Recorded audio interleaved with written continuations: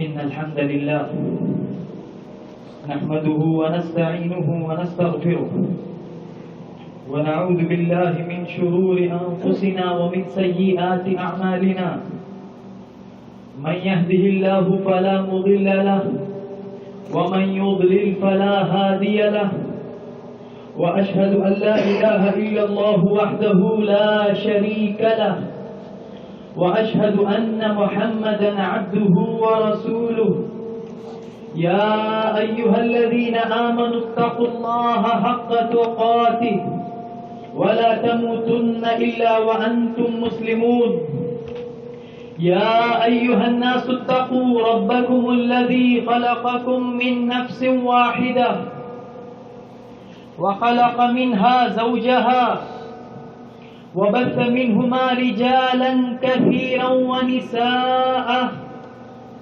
واتقوا الله الذي تساءلون به والأرحام إن الله كان عليكم رقيبا يا أيها الذين آمنوا اتقوا الله وقولوا قولا سديدا يصلح لكم أعمالكم ويغفر لكم ذنوبكم ومن يطع الله ورسوله فقد فاز فوزا عظيما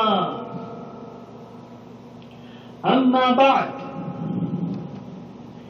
فإن أصدق الحديث كتاب الله وخير الهدي هدي محمد صلى الله عليه وسلم وشر الأمور محدثاتها وكل محدثة بدعة وكل بدعة ضلالة وكل ضلالة في النار ثم أما بعد Allah Azza wa Jal says in Quran in Surah al-Baqarah شهر رمضان الذي أنزل فيه القرآن. Allah says it is the month of Ramadan in which Quran was revealed. Hudan linnas, a guidance for mankind, guidance for people. My dear brothers, the righteous predecessors, the pious predecessors, they used to give considerate amount of time, special attention to Quran in the month of Ramadan. Because Quran has a special connection with the month of Ramadan. Understanding the message of Quran, reciting it, pondering over it, reflecting over its meaning. This is what we should do in the month of Ramadan. What is the whole Quran about? What is the message of the whole Quran? One of the great scholars from the past, from Indian subcontinent, Shah Waliullah Muhaddith Dahlawi, rahimahullah, one of the great scholars, he writes in his book, Al-Fawz al-Kabir fi Usul al-Tafsir. He says the knowledge of Quran is divided into 5 types of knowledge. Ulumul Khamsa. Number 1, Ilm al-Ahkam, the knowledge of injunctions, rulings, what is permissible, what is not permissible, what is recommended. There is Ulum al-Ahkam, the knowledge of rulings. The second category is Ilm al-Muqasima, that is the knowledge of disputation. Like Allah mentions four categories, 4 groups of people in Quran. The polytheist, Mushrikun, the Jews, Yahud, the Nasara, the Christians, and the Munafiqeen, the hypocrites. So in this category, Allah exposes the falsehood of their beliefs. Why these beliefs, what they believe in, is false. And Allah reasons with them. And Allah puts forth their doubts and answers it with demonstrativeness. How their beliefs and their doubts are falsehood. That is the second category of knowledge. The third category is ilm tazkir bi ala'illah, meaning the knowledge about the creation of Allah, the heavens, the earth, the knowledge about the attributes of Allah, about Allah. This is the third category of Quran, the entire Quran. For example, Allah says, أَفَلَا يَنْظُرُونَ إِلَى الْإِبِلِ كَيْفَ خُلِقَتْ. Do you not see camel? How is it created? وَإِلَى السَّمَاءِ كَيْفَ رُفِعَتْ. Don't you see the heavens? وَإِلَى الْأَرْضِ كَيْفَ سُطِحَتْ. Don't you see the earth? Allah reasons with you, with your intellect, with your inner dimensions. This is the third type of knowledge. The fourth type of knowledge, ilm tazkir bi ayamillah. That is, Allah mentions events, stories of the people of the past, whom Allah favored or Allah punished. Lessons from those stories. This is the fourth type. And the fifth category, ilm tazkir al-maut, that is the knowledge of death and life after death, resurrection, gathering, hellfire, paradise, Jannah. So this is the 5 types of knowledge of entire Quran, classified by great scholar Shah Waliullah in his book Al-Fawzul Kabir. It's Jum'ah. Most of us, we read a surah in Jum'ah, Surah al-Kahf, the 18th surah of Quran. Inshallah, I'll try to give a brief message of this surah. What is this surah all about? It comes, if you ponder over the surah, there are 4 stories mentioned in the surah, 4 different stories. But the core message of all the stories is same message. And the message is about fitna, trials, tribulations, the 4 types of fitna. Number 1 is fitna of faith, fitna of religion, the trial of religion. Number 2, fitna of wealth, the trial of wealth. Number 3, fitna of knowledge, the trial of knowledge. Number 4, the fitna of power, the trial of power. In fitna of religion, Allah mentions story about Ashab al-Kahf. It's about number of young men. They were tried, they were persecuted by their own people because they believed in Islam. From the past, before advent of Prophet Muhammad sallallahu alaihi wasallam. When I say Islam, it means the message of submission, whoever be the Prophet of that time. So they were subjected to trials, persecutions, because they believed in Allah. So these people, they were driven out of their homes, and they ended up in a cave to seek refuge.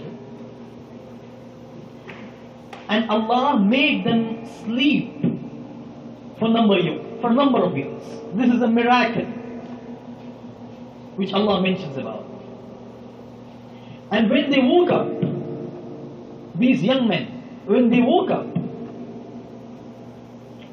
they felt that they had slept for a day or a half day.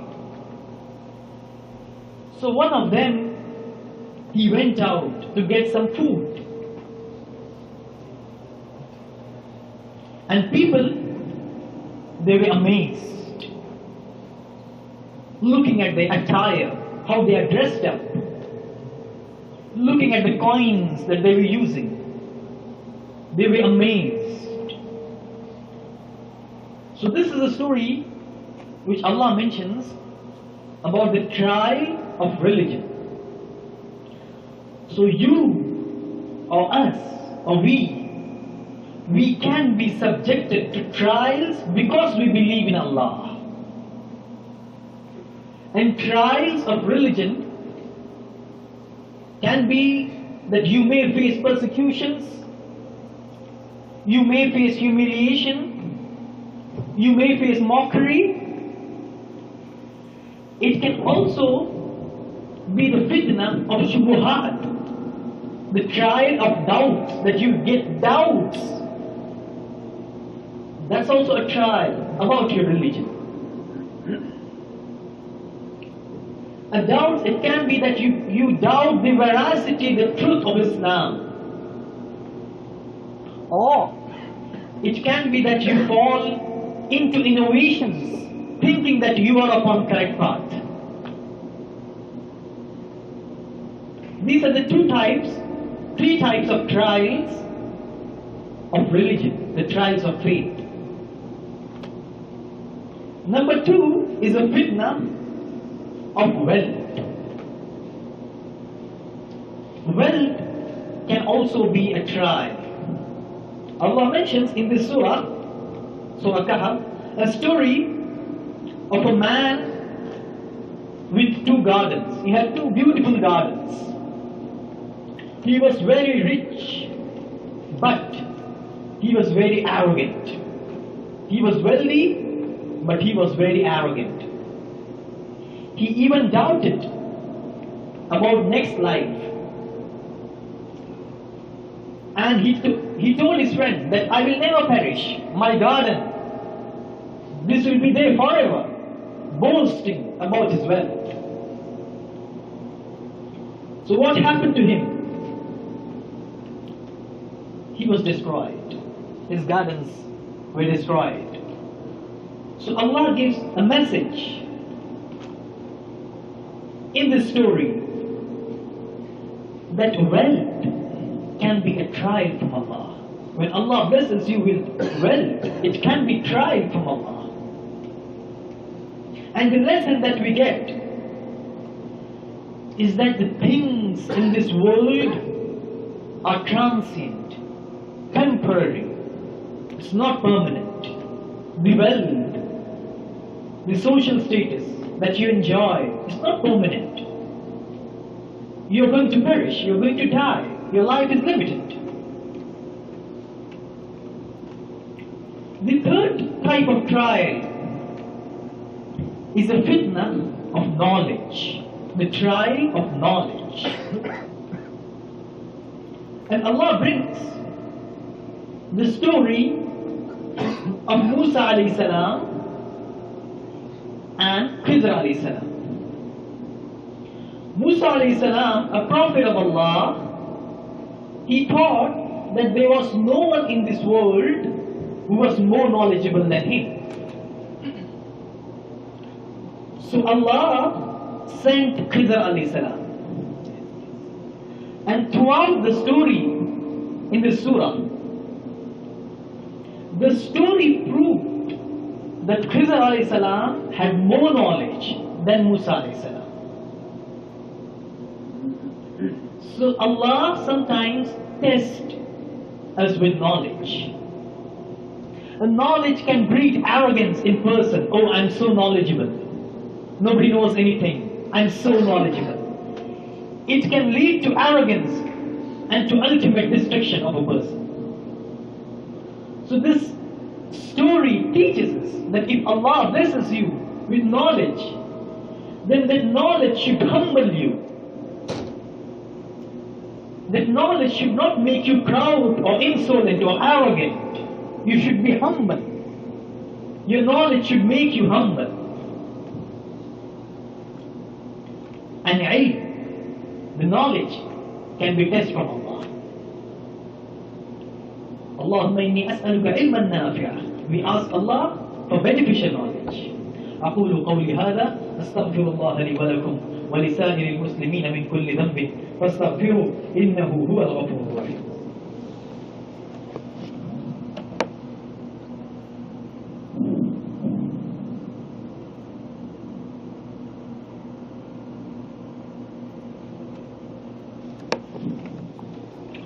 الحمد لله رب العالمين والصلاة والسلام على سيد المرسلين وعلى آله وأصحابه أجمعين أما بعد. We were discussing about the core message of Surah al-Kahf, the 18th surah. And the message was fitna, trials. The 4 stories, 4 different types of trials. I mentioned 3 stories. And the 4th story mentioned in Surah al-Kahf is a fitna of power, the trial of power. The story Allah mentions is about great king called Dhul Qarnayn. He traveled across the world and helped people. He was a righteous king. And he saved people from the trial of Yajuj and Majuj. So this story is about the power of Allah, the power that Allah blessed some of His slaves. The lesson that we get from this story is that power is a gift from Allah. If you have a power, you can be unjust to people, you can oppress people, but you shouldn't do so. You should use your power in obedience of Allah, in fulfilling the rights of people. This is the message that we get. And Allah tests people by giving them power also. So this is the 4th story and the 4th message from Surah al-Kahf. Now, after mentioning these stories, how does Allah end the surah?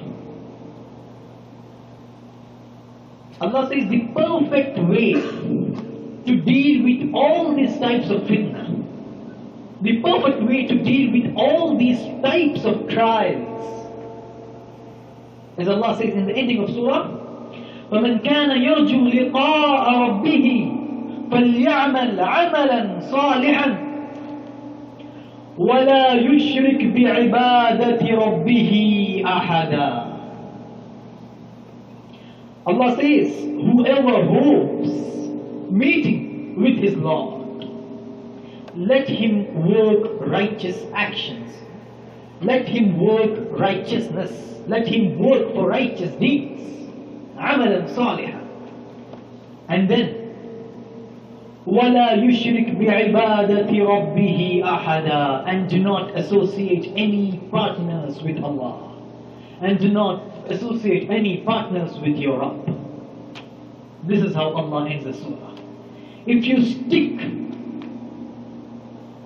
to this core guidance, that you worship only one God, that you associate no one with Him in worship, that you do righteous actions solely for the sake of Allah, based on the commandments of Messenger of Allah sallallahu alaihi wasallam, then you are saved from all these trials that is mentioned in the surah.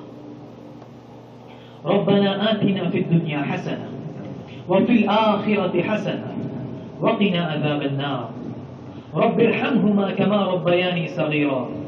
ربنا لا تزغ قلوبنا بعد إذ هديتنا وهب لنا من لدنك رحمة إنك أنت الوهاب. ربنا لا تزغ قلوبنا بعد إذ هديتنا وهب لنا من لدنك رحمة إنك أنت الوهاب. اللهم إني أعوذ بك من جهد البلاء ودرك الشقاء وسوء القضاء وشماتة الأعداء. إن الله يأمر بالعدل والإحسان وإيتاء ذي القربى وينهى عن الفحشاء والمنكر والبغي يعظكم لعلكم تذكرون. اذكروا الله يذكركم وادعوه يستجب لكم ولذكر الله أكبر والله يعلم ما تصنعون.